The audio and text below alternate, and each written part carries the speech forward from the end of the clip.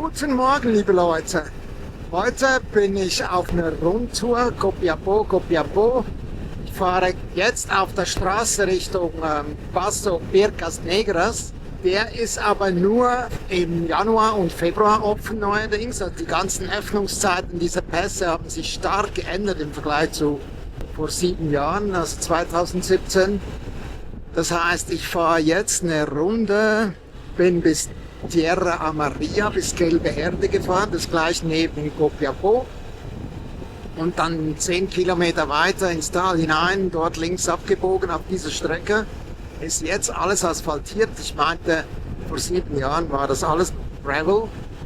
Ja, schau her. Nee, das ist nur... Oder doch?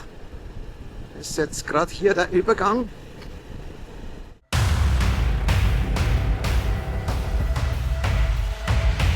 Das ist ein Paradies hier. Wahnsinn. Leute, gibt's etwas Schöneres als das, was da vor mir liegt? Zum zweiten Mal Geleitschutz. Wow, crazy. 200 Kilometer Restreichweite, es sind noch 220. Vamos! Ich bin auf über 4000 Meter.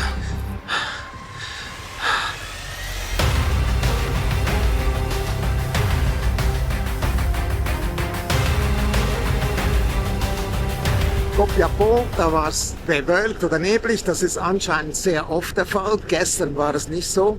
Jedenfalls war das jetzt heute 17 Grad beim Losfahren. 30 Kilometer später waren es schon 27, weil kurz nach Tierra Amarilla war dann die Sonne da und dann wärmt das auch unglaublich schnell auf. Nochmal zurück zu meiner Route. Ich fahre jetzt bis La Guardia, heißt das. Auf dieser Straße dort, meinte ich, zweigt dann meine Route ab, die geht hoch zur Laguna Negra de San Francisco, also quasi nordwärts zum San Francisco Pass. Von dieser Laguna Negra de San Francisco geht es dann rüber zur Laguna Santa Rosa und eigentlich ist das die Lagune oder dieser Salar, wo dann am anderen Ende, am nördlichen Ende der Zoll, der chilenische ist, wenn man über den San Francisco kommt. Jedenfalls geht es dann wieder südlich oder westlich Richtung Copiapó, wieder auf die Straße, die über den San Francisco führt oder vom San Francisco kommt. Ja, ich habe kein Gepäck dabei heute, also nur wesentlich einfach die wichtigsten Sachen, Reifen, Blickwerkzeug und solche Sachen, Notfallsachen natürlich. Ich habe in Tierra Amarilla noch getankt, von daher ist die Runde 400 Kilometer. Ich habe kein extra Benzin dabei, weil ich auch ohne Gepäck fahre, bin ich ein bisschen leichter. Ich habe im Moment einen Verbrauchsschnitt von knapp 4 Litern, obwohl ich schon 1600 Meter gestiegen bin in den 60 Kilometern. Man merkt es nicht. So, nun steigt die Straße zum ersten Mal wirklich merklich an.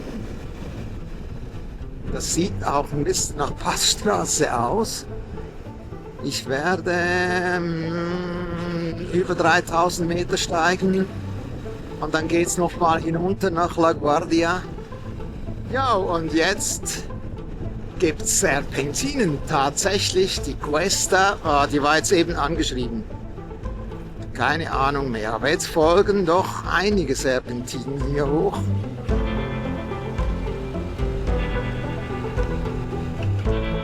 Also die Faustrom, die fühlt sich super viel leichter an, ohne Gepäck. Also ja, da habe ich bestimmt mal 20 Kilo weniger mit dabei. Die Koffer alleine wiegen schon ziemlich, auch wenn die leicht aussehen. Da sind wir jetzt oben, 3200 Meter. Jetzt geht es hinunter wieder nach La Guardia. Da werden dann auch noch ein paar Serpentinen folgen.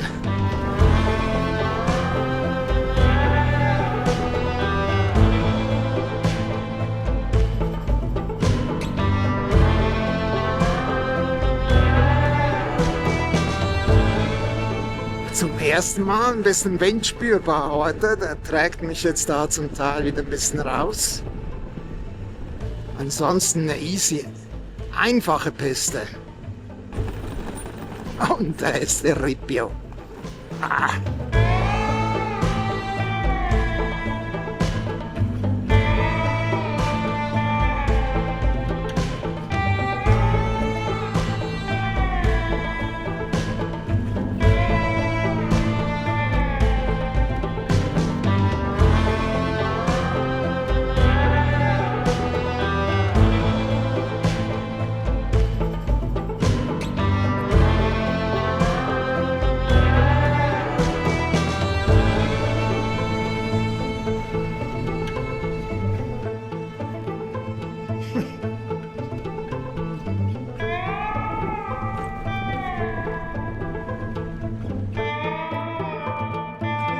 Oh, ich werde beobachtet. Also hier wäre Asphalt. Eigentlich meinte ich bis nach Copiapó dann. Ich habe jetzt gerade mal 900 Meter wieder vernichtet. In kürzester Zeit 900 Meter runter. So, und jetzt meinte ich folgen viele Kilometer Kies, Schotter, Sand. Oh, erstaunlich viel Wasser. Beunruhigt mich, weil da sind die Straße, die verläuft da teilweise im Flussbett. Ich bin letztes Mal mit der Triumph zum Paso Pircas Negras in einem Schlangenloch stecken geblieben. Hab die Maschine kaum herausgebracht, bis mir dann ein paar Leute geholfen hat, die da vorbeikamen. Schlechte Erinnerungen.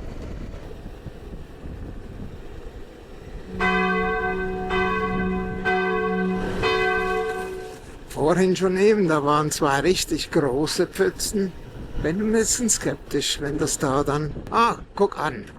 Also, da weiter nur noch 66 bis Pircas Negras. Das ist dann aber nicht die Grenze, glaube ich. Keine Ahnung.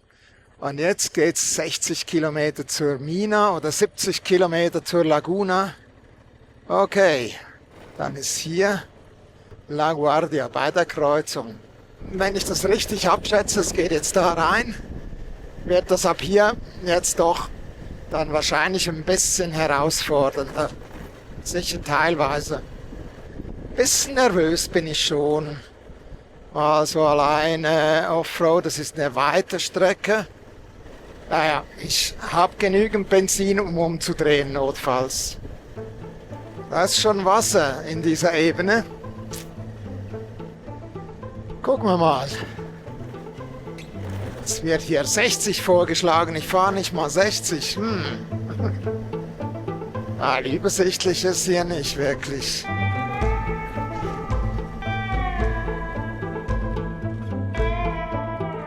Ja, ihr seid jetzt dran.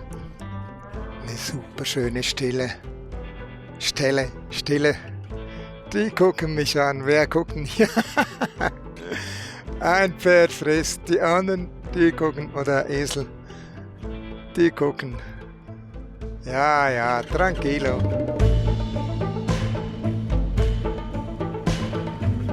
Das ist ein Paradies hier. Wahnsinn. Jetzt ist gerade mal ein bisschen tiefer. Alles okay. Ja, mein Profil ist nicht mehr das Beste. Ich hoffe noch mit diesem Reifen durchzukommen bis Santiago. Es wäre schade, wegen 1000 Kilometer oder so nochmal einen Reifen wechseln zu müssen. Wird der Canyon mal ein bisschen enger. Höhere Wände auf der Seite.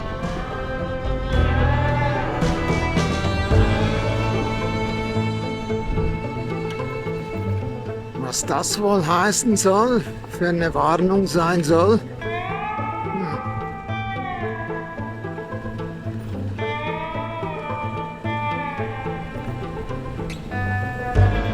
Ich bin ein bisschen irritiert.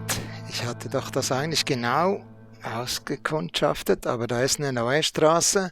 Bei der alten Route, da war vor 2 Kilometern, war dann Abzweige, no entrar, also nicht, da war ein Tor, das war zwar offen, aber da stand nicht reinfahren und da gibt's eine neue Route.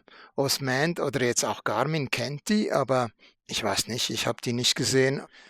Ja, aber eigentlich scheint die durchaus so befahrbar zu sein. Es sind jetzt noch 44 oder 50 Kilometer bis zur Laguna Negra.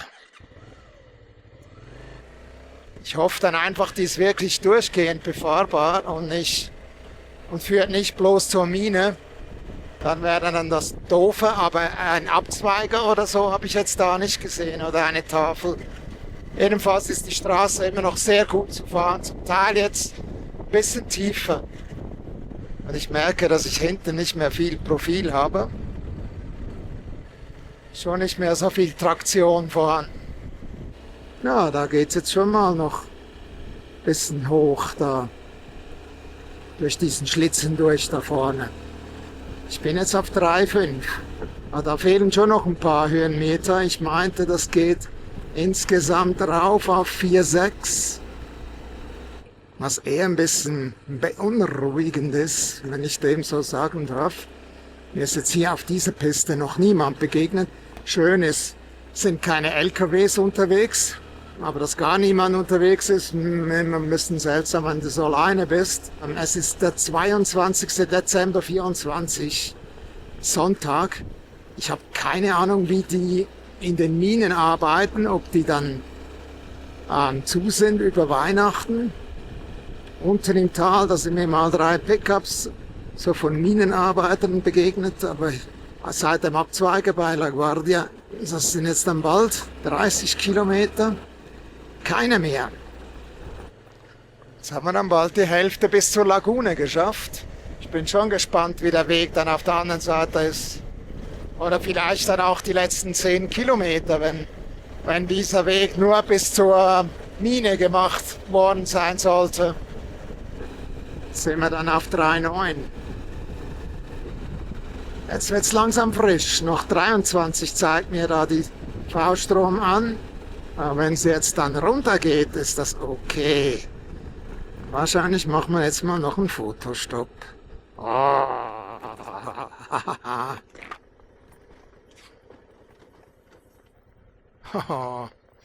Okay. Da drüben, da sehe ich eine Mine. Die bauen den halben Berg ab da oben.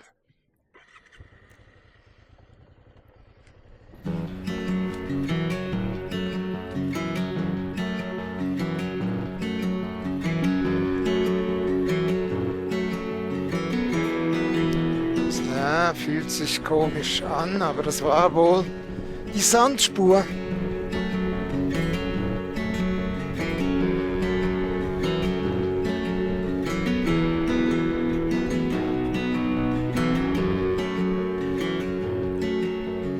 Ja, vielleicht sieht man mir es ein bisschen an. Ich bin schon ein bisschen angespannt. Also bis jetzt könnte ich immer noch locker drehen.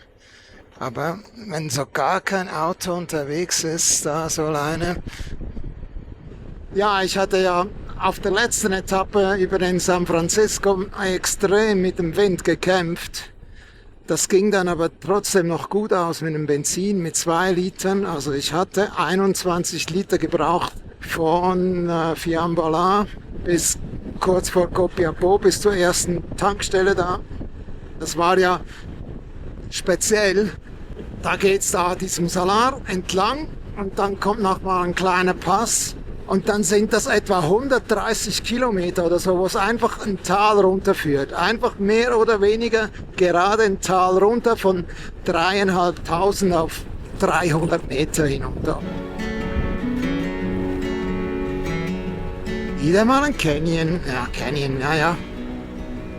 Jetzt haben wir kurz mal 400 Meter, Höhenmeter vernichtet, da in den paar Serpentinen runter.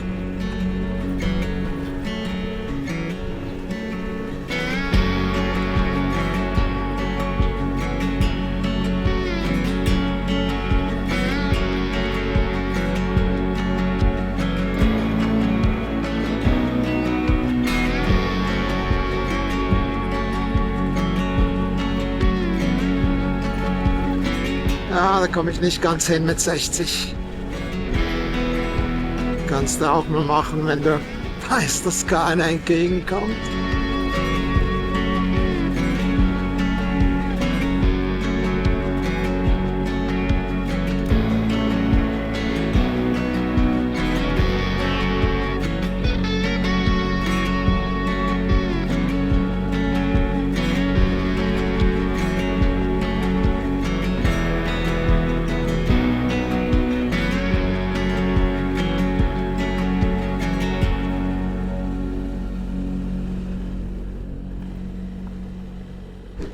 hier habe ich sogar GSM, also kann ich sagen, Handyempfang. Kam jetzt gerade eben eine Message rein, bin total überrascht. 3G-Netz hier hinten. Was hier kommt, ein Ort oder ist das von der Mine da vorne? Keine Ahnung. Eine Kamera. Das sieht nach Mine aus da, ja. So, gerade eben, da war nach der Mine, da war links so ein Bauernhof, keine Ahnung, eingezäunte Hütte mit einem Pickup. Die Türen standen offen, da war, also ich habe keinen gesehen, aber da muss jemand gewesen sein. Also ich hätte zwar gerne mal mit einem gesprochen, wie das fahrbar ist dann von der Laguna Negra Richtung Laguna La Rosa oder Santa Rosa. Einfach mal so eine Idee zu haben. So, ich habe jetzt gerade ein Auto gekreuzt. Da kommt er. Ich habe es erst nicht verstanden, weil er meinte, da gibt es einen Kontrollposten. Sagt er, ich könne passieren. Aber dann sagt er, ich soll jetzt da hochfahren. Und er würde mich dann zum Weg führen, der zur Laguna Negra führt. Ich weiß nicht, ob ich jetzt da durch Minengebiet durchfahre oder er meint, es wäre kein Problem. Auch dann hinunter Richtung Copiapó wieder. Übrigens hatte ich vorhin plötzlich die 4000 Meter Marke passiert. Es war mir wieder überhaupt nicht aufgefallen, wie stark ich gestiegen bin. Ich bin jetzt auf 4,4, also schon recht hoch. Viel höher wird das heute nicht mehr gehen, denke ich. Aber ich werde jetzt mal da bis zu diesem Kontrollposten fahren und dann schauen wir mal weiter. Er hat da hochgefunkt. So. Jetzt warte ich hier mal.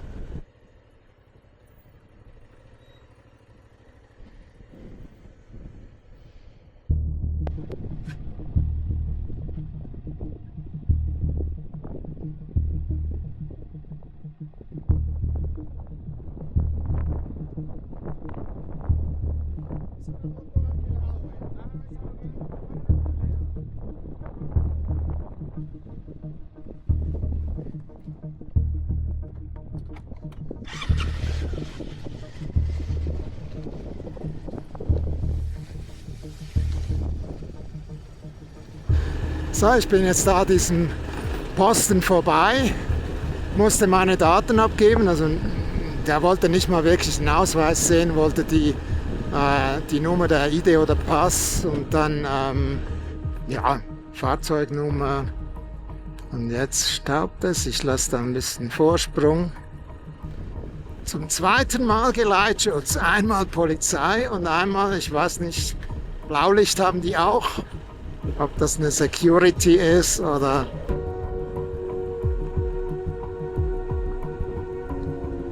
Mein GPS zeigt jetzt 4570, dann wären wir genau gleich hoch wie der Paso San Francisco. Und was wir hier sehen, ist das erste Mal Penitentes, Büßerschnee. Das erstaunt mich. Auf der letzten Reise, da hatte ich noch einiges mehr davon gesehen. Ja, das ist jetzt ein bisschen grober. Oh, toll. Leider ein bisschen viel Staub jetzt da. Und tiefer.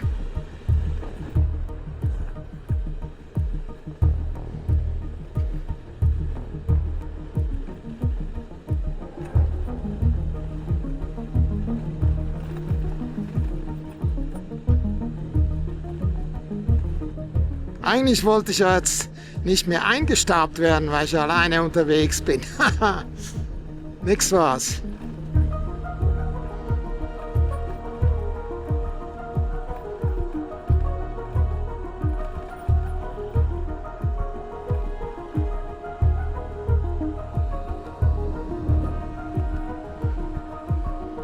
Eigentlich wäre das ein Moment für einen Fotostopp gewesen.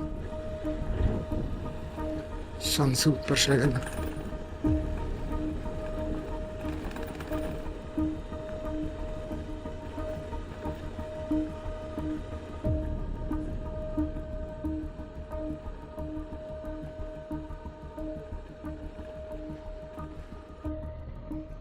So, hinter mir schließen sich die Tore. Ich wurde rausgelassen. Jetzt hoffe ich einfach, dass das eine gute Piste ist. Aber das ist ja auch ein Tor, eine Mine. Könnte sein, dass es jetzt ein bisschen sandiger ist. Aber ich hatte ja oben gefragt, da meinte ich, ob es da tiefe Sandstellen gäbe. Und er meinte nein. Er meinte nein. Ja, mit dem Auto merkt man sowas halt nicht. Das sieht man jetzt kaum. Also hier gibt es eine Strecke über den Salar, die ist gesperrt, so wie das ausschaut. Und da, hier entlang wäre eigentlich meine Route gekommen. Hier sieht es jetzt ja nicht so aus, da ist auch nichts gesperrt. Keine Ahnung, ich bin durch. Ja, jetzt geht's da ans dieses Ende des Salars und dann meinte ich, müsste es doch eine Route quer drüber geben. Es sind noch 190 Kilometer wieder runter bis Copiapó. Ich hatte von Tierra Amarilla jetzt 4 Stunden für 176 Kilometer. Ja, ich komme heute noch an, wenn nichts passiert, wenn nichts dazwischen kommt. So, jetzt geht's doch hier über den Salar und da war jetzt gerade ein Abzweiger. Die andere Piste sah noch ein bisschen sandiger aus. Das hier sieht schon nach ziemlich tiefem Gravel aus. Eigentlich genau das, was wir da hatten vor Susques. Ist sehr geil.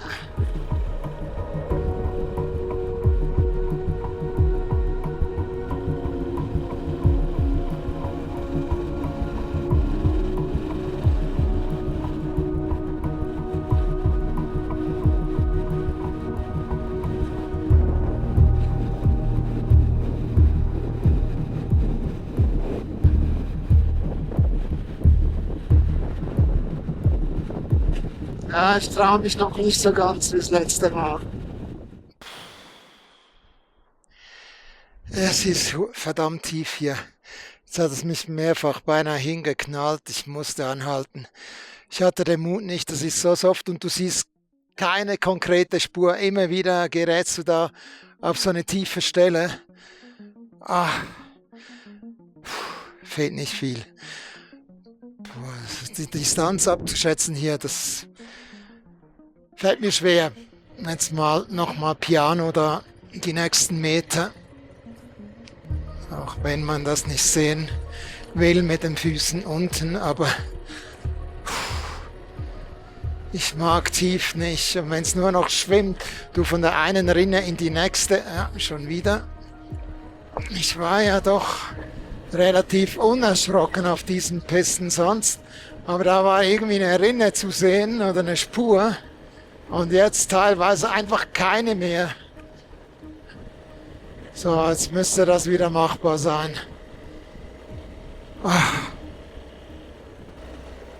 Oh, wieder tief.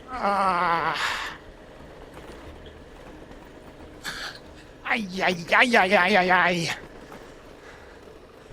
So, jetzt kommen da wieder 2 Pisten zusammen und ich hoffe, das wird dann besser, bitte. Im besten Fall schon. Im schlechteren wird es noch schlechter.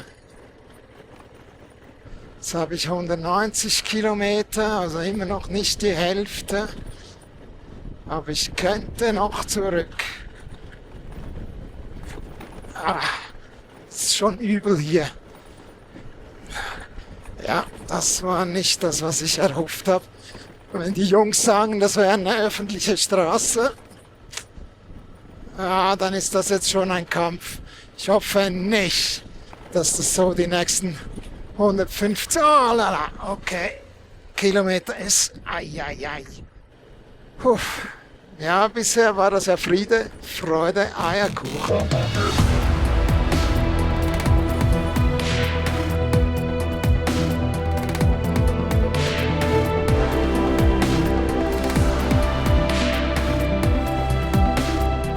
Schon sehr hübsch hier entlang.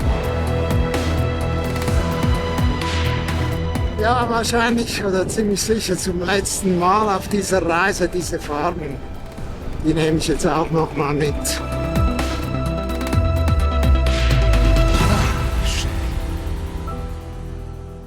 Ich habe keine Ahnung, ob das Wasser trinkbar ist. Werde es nicht ausprobieren, einfach so. Ja, und es sind also doch nochmal etwa 50 Kilometer bis zur Laguna de Rosa oder Santa Rosa. Und ich erwarte, dass ich dann ab dort wieder dann und wann vielleicht ein Auto sehe, wenn ich mehr ganz so alleine bin.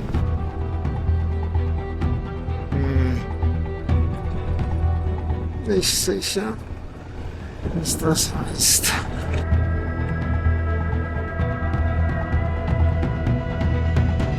Ja, der GPS sagt auch hier lang.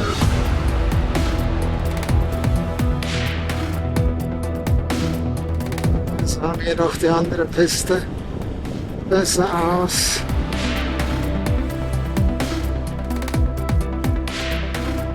Schwimmen, schwimmen, schwimmen, schwimmen, schwimmen, schwimmen. Ah, shit. Okay, Füße runter.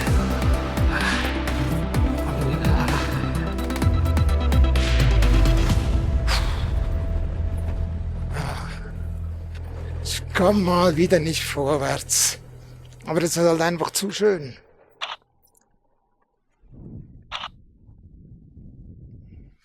Diese Farben machen mich einfach irre. Ich muss halten und fotografieren.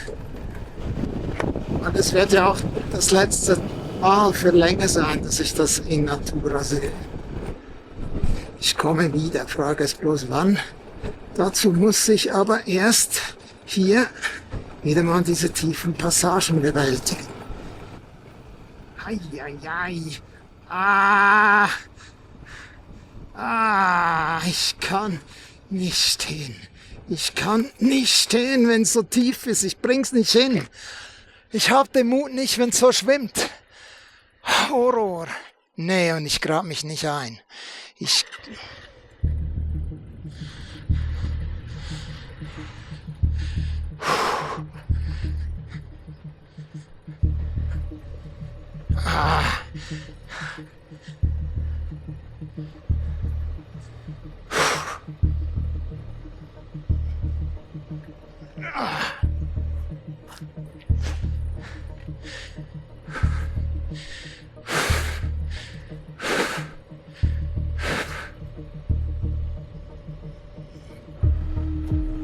No.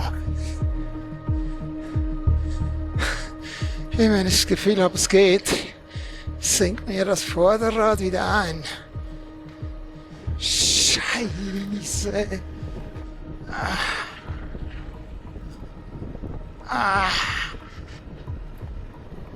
So, fertig. Jetzt gehe ich rüber. Was ein Fehler. Weiß noch nicht.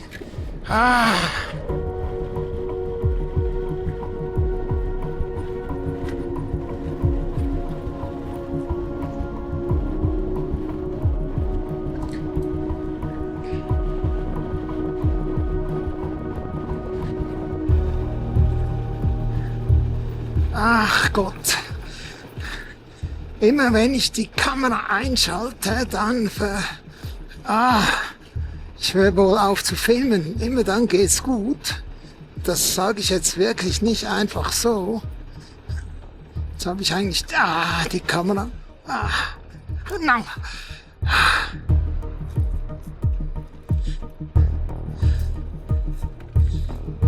Da hatte ich doch diesen Begleitschutz gefragt, ob es tief sei.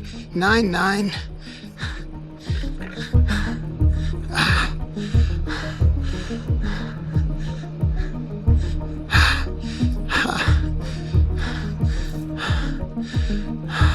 Ich bin auf über 4000 Meter.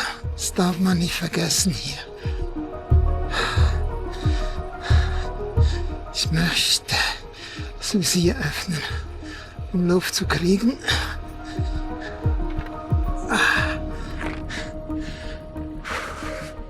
Es ist Horror.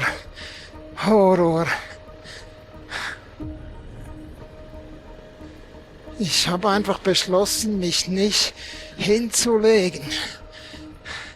Ich fahre so vorsichtig, dass ich mich nicht hinlege. Ich mache überhaupt keinen Fortschritt. Und so brauche ich natürlich unglaublich viel Benzin. Fuck, meine Kräfte.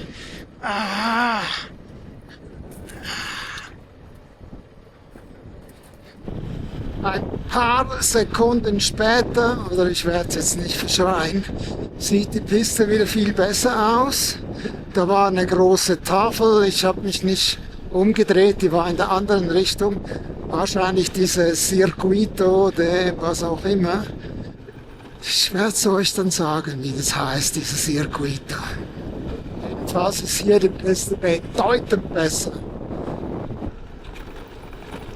Ich werde nichts verschreien. Überhaupt nichts. Ei. Ach Leute. Oh, es wird wahrscheinlich zu viel. Oh oh. Oh oh.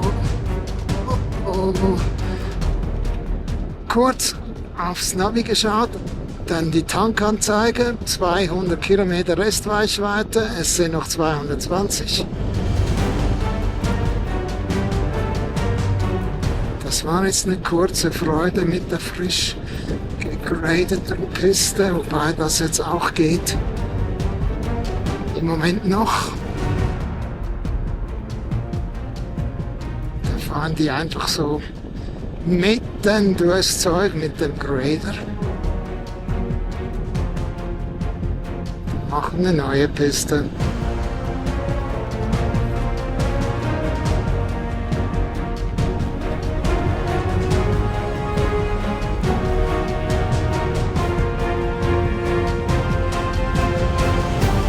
Leute, gibt es etwas Schöneres als das, was da vor mir liegt? Also ich meine jetzt nicht die Piste, das müsste ich dann ganz klar mit Ja beantworten.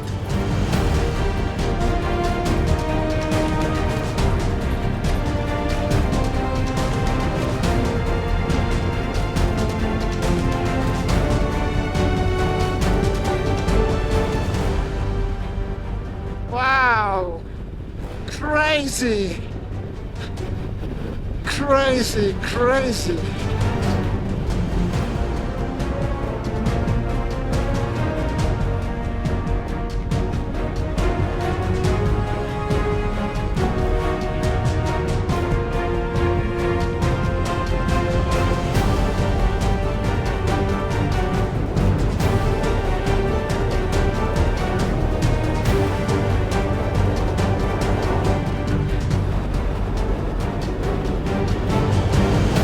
Vamos!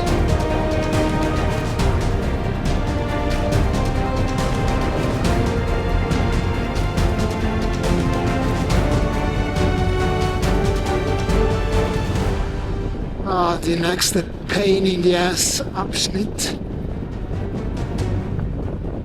Ich verstehe das nicht.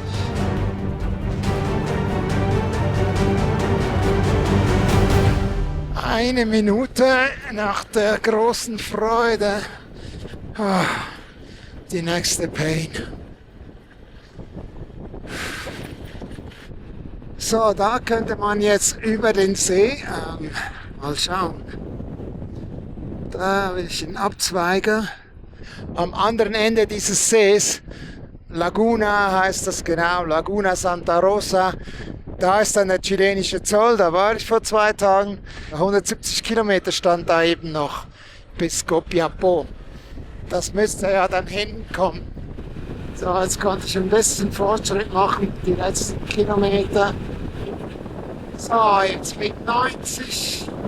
Teilweise nicht gut, sondern ich bin jetzt einer geschafft.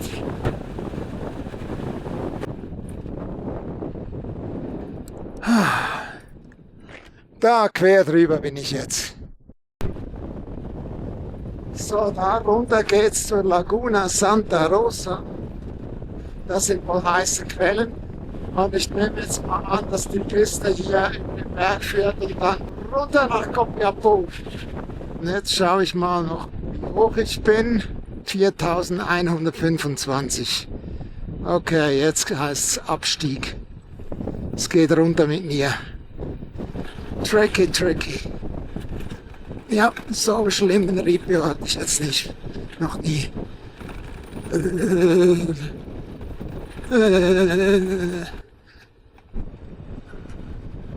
Nochmal ein wunderbarer Anblick.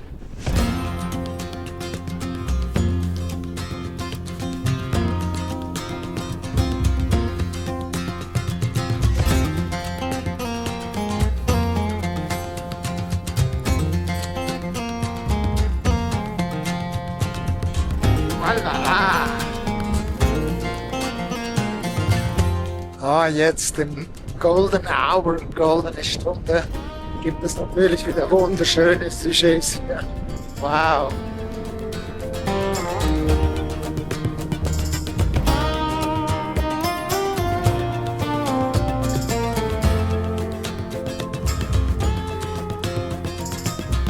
Okay, ja, das Loch hätte ich nicht gesehen.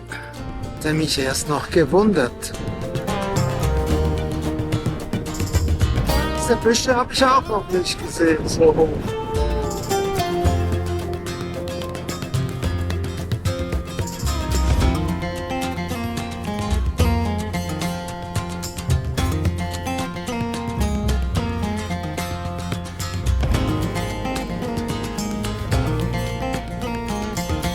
Da einmal verrückt, wie sich die Landschaft ändert.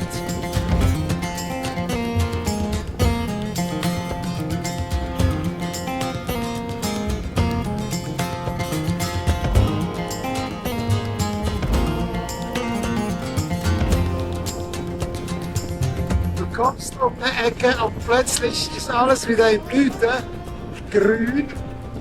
Darüber aber immer noch alles grau. Es ist blau. Dann wieder pur grau.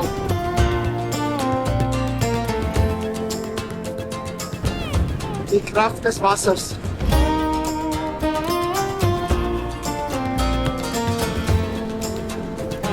Es ist fantastisch, dieses Tal. Das hat so viele Facetten. Hier sieht man, dass es schon nicht einfach befestigt ist. Einfach gewalzt.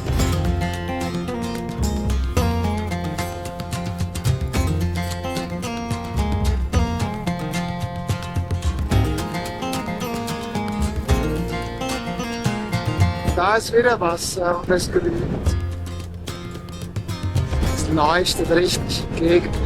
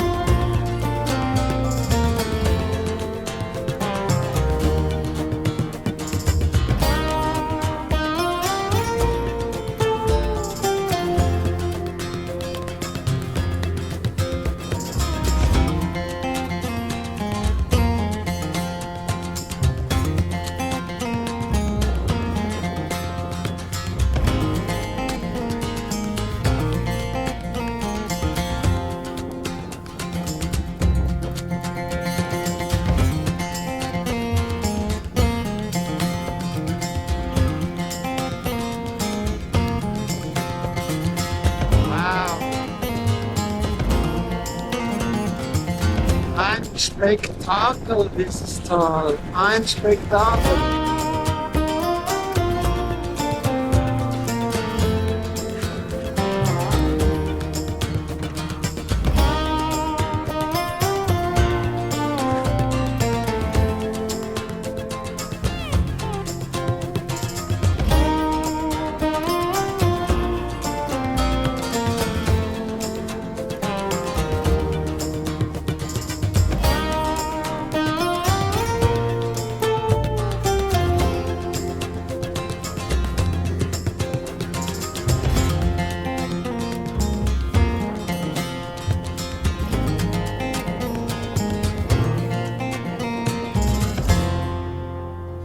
So, da sind wir zurück auf der Passstraße, die vom San Francisco runterkommt. Ich hoffe, ihr seid auch beim nächsten Mal wieder mit dabei und freue mich über jedes Like und jedes Abo.